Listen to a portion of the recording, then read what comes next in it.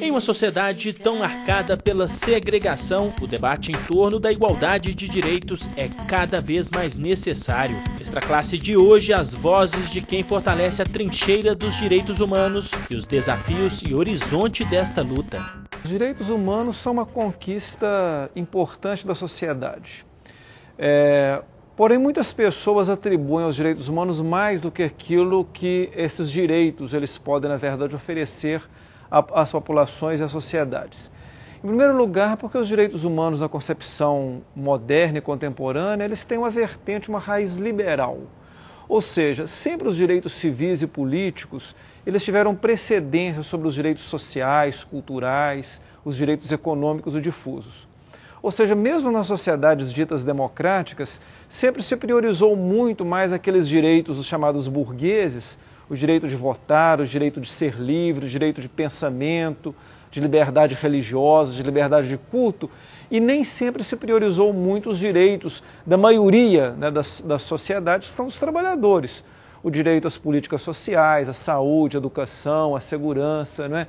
O direito à diversidade cultural. Eu diria muito mais direitos humanos na atualidade, na contemporaneidade, como coadunados com uma cultura de respeito à dignidade da pessoa humana. Então, essa dignidade, ela se expressa através da promoção e da vivência de valores de liberdade, de justiça e de solidariedade e da igualdade. E isso tem a ver ou condiz com uma mudança na cultura que é o senso comum hoje na coletividade. Então, esses valores, eles estão praticamente invisibilizados. Você já passou por mim e nem olhou pra mim. Você já passou por mim, passou e nem olhou pra mim. Acha que eu não chamo atenção? Acha, engana o seu coração. Acha que eu não chamo atenção? A Constituição Federal de 1988 foi um momento importante para a consolidação de muitos desses direitos. Uma sociedade que ela, historicamente, sempre foi uma sociedade marcada, né, por formas muito contundentes de opressão aos segmentos mais empobrecidos. Foi a última sociedade a abolir a escravatura, uma sociedade altamente marcada pelo patrimonialismo, muito elitista. A Constituição de 88 meio que equilibrou um pouco, né, essas forças históricas muito opressoras, dando uma condição para se construir no Brasil aquilo que a Europa conseguiu fazer através da, digamos assim, da precedência dos direitos humanos, que foi a construção de um estado de bem-estar social. Ou seja, a expansão dos direitos para as classes populares e trabalhadoras. É interessante que direitos humanos, historicamente falando, ele se aproximou muito mais do Estado, do Estado mesmo, a partir da Declaração Universal dos Direitos Humanos e vinculou todo esse processo que atualmente, né, nós buscamos muito embasamento na própria Constituição Federal de 88, que foi muito violada. Mas o Estado, ao mesmo tempo que ele tem a competência para cuidar da efetivação dos direitos humanos, ele é o grande violador, né? Nós podemos ver através da ação policial, da ação dos próprios órgãos de justiça vinculados ao Estado e do próprio Estado. De 2012, meio-dia e 15. Polícia prende pelo menos um traficante e apreende um menor na região da Cracolândia nesta manhã de sábado. A segurança continua reforçada e os PMs tentam evitar a concentração de grandes grupos pelas ruas. Desde o dia 3 de janeiro, a região da Luz, no centro de São Paulo, conhecida como Cracolândia, vem sendo palco de uma ostensiva ocupação militar com quase 300 PMs, dos quais 152 são da Rota, tropa de elite, 12 bombeiros, helicóptero, 117 carros, 26 motos, 12 cães farejadores e 40 cavalos. O aparato de guerra tem abertamente o intuito de reprimir uma população pobre, em parte consumidora de crack, majoritariamente formada por moradores de rua ou pessoas em situação de rua. Numa sociedade historicamente tão desigual e tão injusta como a nossa, mesmo nos momentos que nós falávamos de uma democracia, muitos segmentos sociais estavam muito aquém daquilo que se deseja em termos de cidadania, de dignidade. No Brasil, nós temos, por exemplo, um problema que eu diria que ele é civilizatório, que até hoje não foi resolvido, que é o problema carcerário.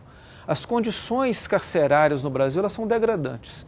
E não é possível se falar numa democracia na qual a justiça, um modelo de justiça seletivo, sempre é voltado para a contenção da sociedade, para castigar determinados segmentos e tratar esses segmentos abaixo de qualquer expectativa de dignidade, como acontece no sistema prisional nosso.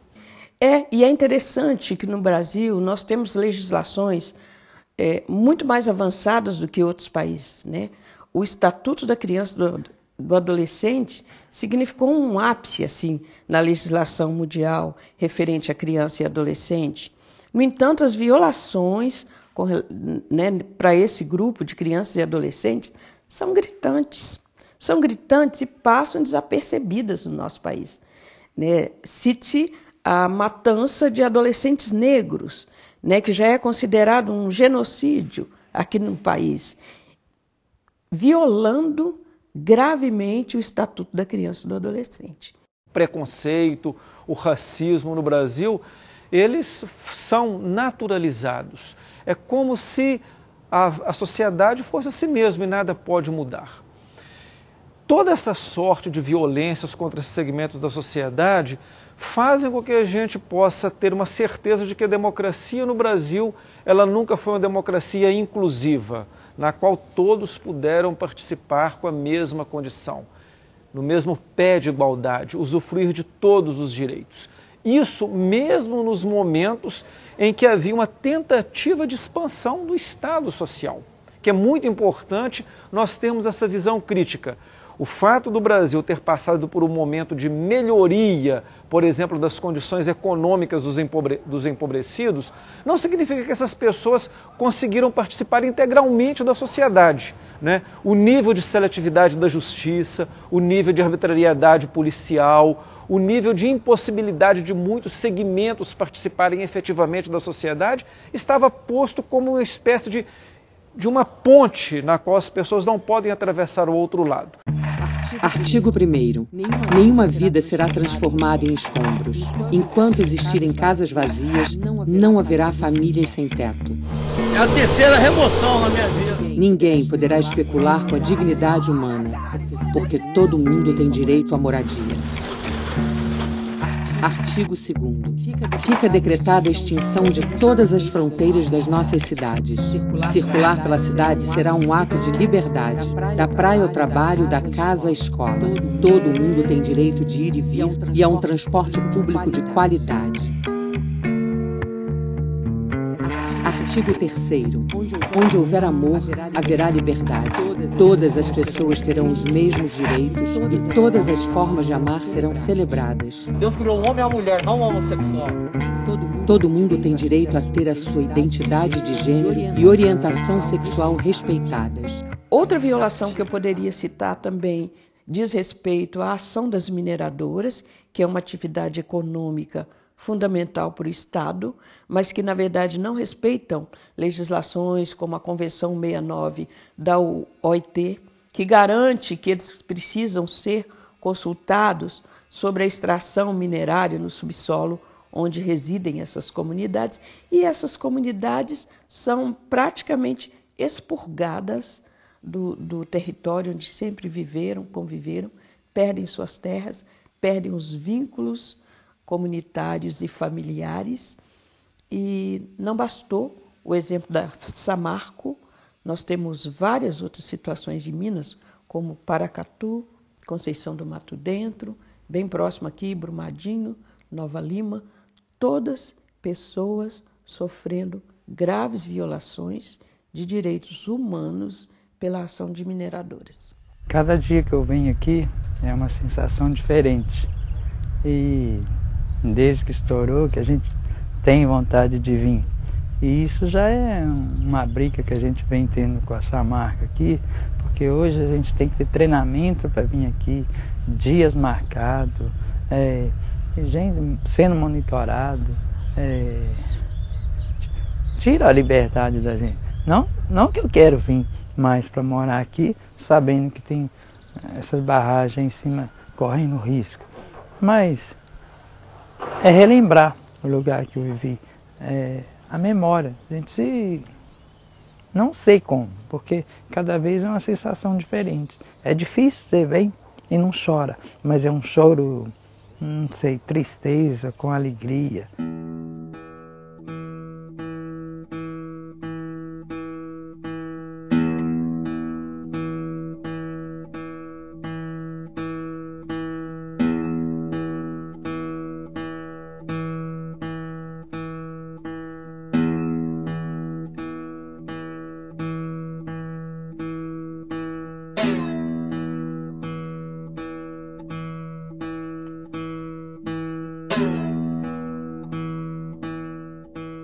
Direitos, eles se conquistam a partir, em boa medida, das lutas sociais.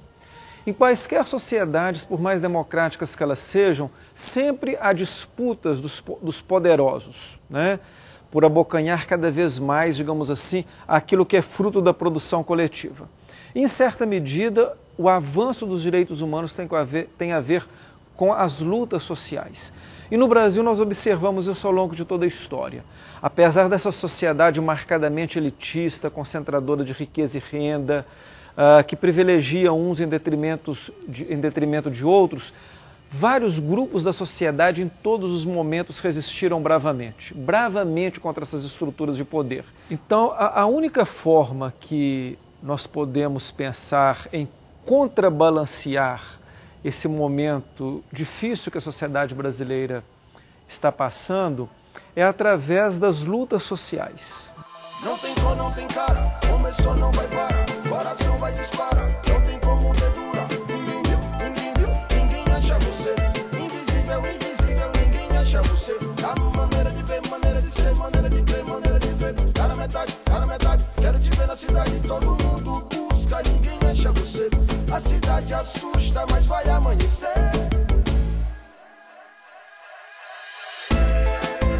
Você já passou por mim, passou e nem olhou pra mim. Você já passou por mim e nem olhou pra mim. Acha que eu não chamo atenção? Acha, engana seu coração. Acha que eu não chamo atenção?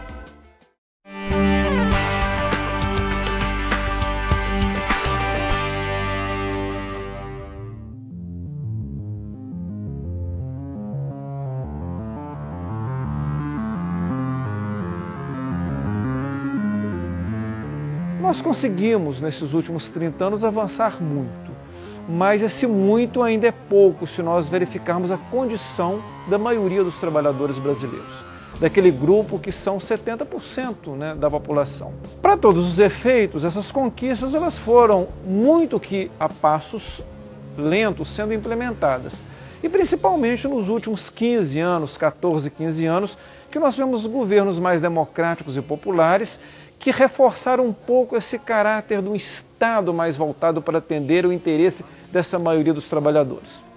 O problema é que isso, num determinado momento, cansou essas elites históricas do nosso país. O recente golpe que levou ao poder o presidente não eleito Michel Temer desarticulou as políticas de direitos humanos que havia no país. Então o que acontece? Depois do golpe de 2016, nós temos observado uma série de ações, né, desses segmentos que tomaram de assalto o poder, que justamente fragilizam ainda mais os segmentos mais empobrecidos da sociedade. Por exemplo, aquela PEC que se transformou numa emenda constitucional que limita os gastos públicos na área social, significa a fragilização das políticas sociais pelos próximos 20 anos. Ou seja, essas políticas sociais que ainda não conseguem oferecer saúde, educação, assistência social e segurança de boa qualidade para todos, elas tendem a precarizar ainda mais.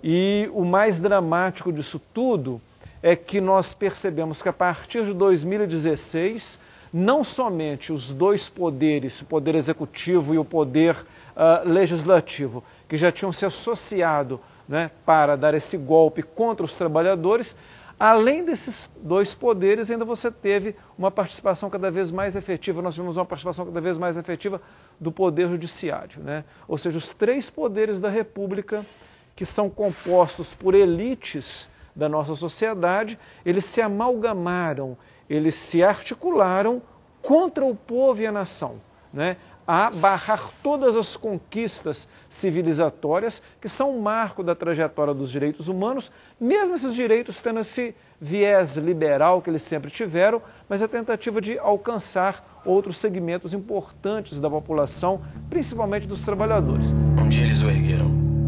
Disseram que era para nossa segurança, para nos protegermos uns dos outros, porque naturalmente somos todos bárbaros.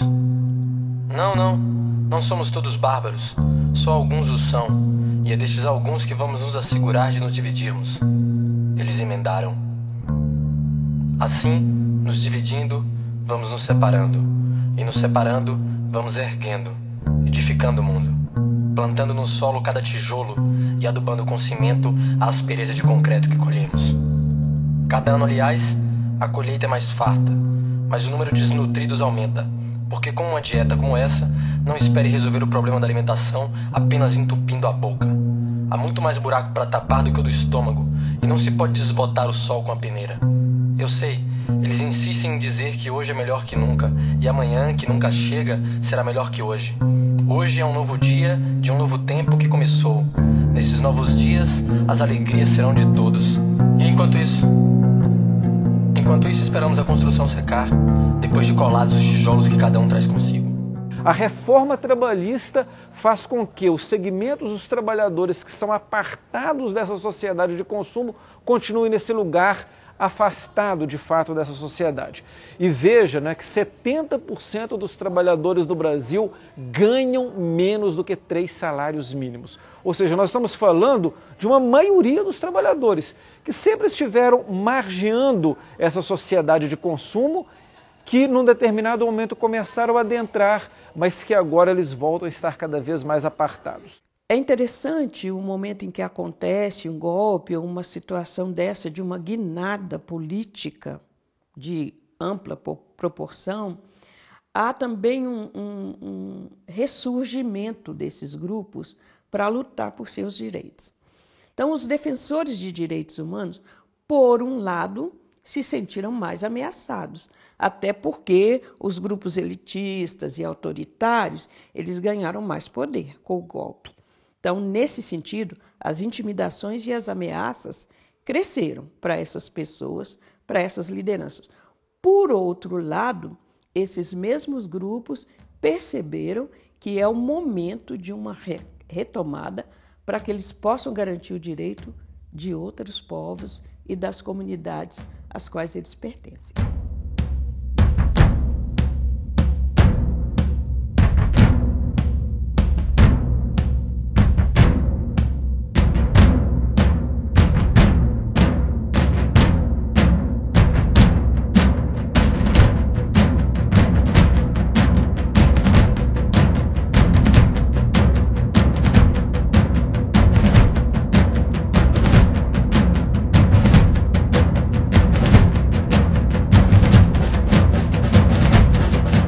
Então, a única forma que nós podemos pensar em contrabalancear esse momento difícil que a sociedade brasileira está passando é através das lutas sociais, né?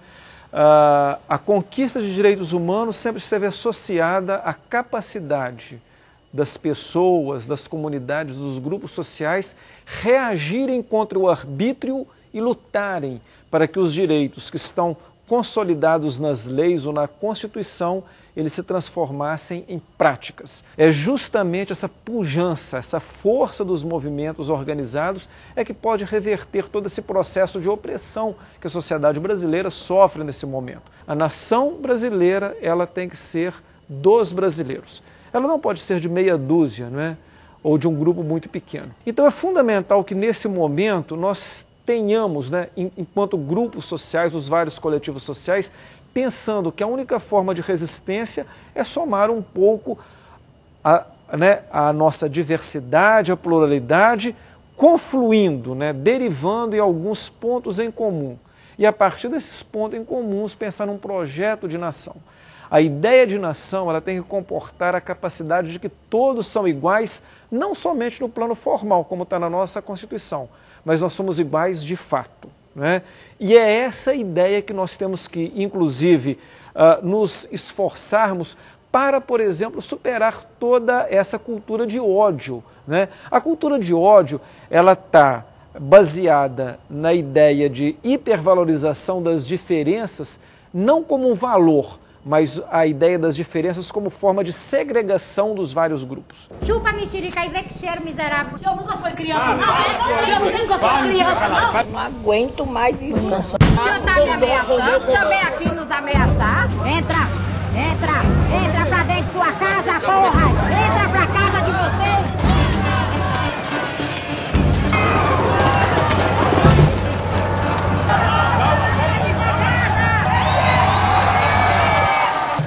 O grande desafio é realmente a educação em direitos humanos. A educação, nós sabemos, ela é a base de tudo, mas em direitos humanos, se não se começar, nós teremos um longo período ainda para trabalhar em direitos humanos. Se nós não iniciarmos lá no no ensino básico, no ensino fundamental, nós não vamos chegar onde nós precisamos. A criança vem desde os primeiros anos da atividade escolar sem ouvir falar em direitos humanos. Ela vai se interessar ao final da graduação, na pós-graduação. Essa é uma falha muito grande que nós temos e que nós temos que nos empenhar para que essa formação em direitos humanos aconteça em todas as áreas. Fundamental mudar o perfil do nosso Congresso, que é o Congresso dos homens ricos, dos latifundiários, dos banqueiros e de seus prepostos, que hoje, né, não representam os interesses populares. É preciso mudar também esse Congresso e não somente o presidente da República. Mas as eleições, elas são necessárias, mas elas não são suficientes para mudar esse quadro. Então nós temos que pensar a sociedade, lutas populares consistentes para que a médio prazo, por exemplo, nós tenhamos uma reforma da mídia, uma reforma do sistema judiciário, uma reforma tributária para tributar riquezas e não tributar consumo, uma reforma fundamentalmente política que restitua a capacidade da sociedade de eleger os seus representantes, né? Sem reformas estruturais, nós não conseguiremos uma democracia inclusiva. Eu não tenho nenhuma dúvida, sem reformas estruturais nós não damos um salto qualitativo. Nós vamos continuar, inclusive, esperando que os direitos humanos se efetivem daqui a mais 500 anos. Então, uma nova cultura de direitos humanos é preciso que seja criada.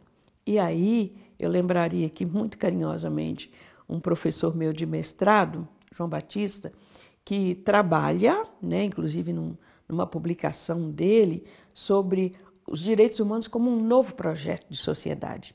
Então, novos direitos novos sujeitos de direito estão surgindo e direitos humanos têm que vir à tona para a contemporaneidade como um projeto de sociedade, como sendo a base da organização social.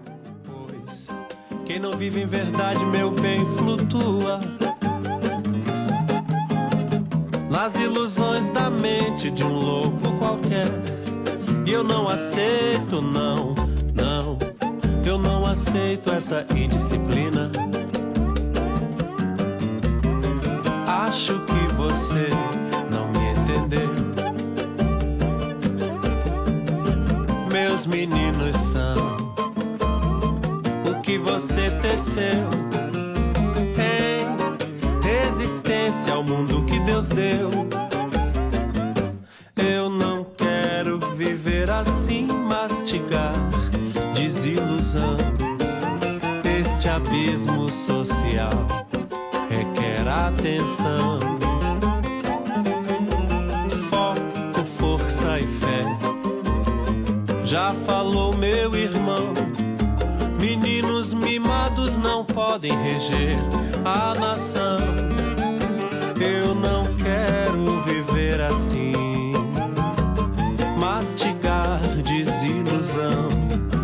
Este abismo social requer atenção,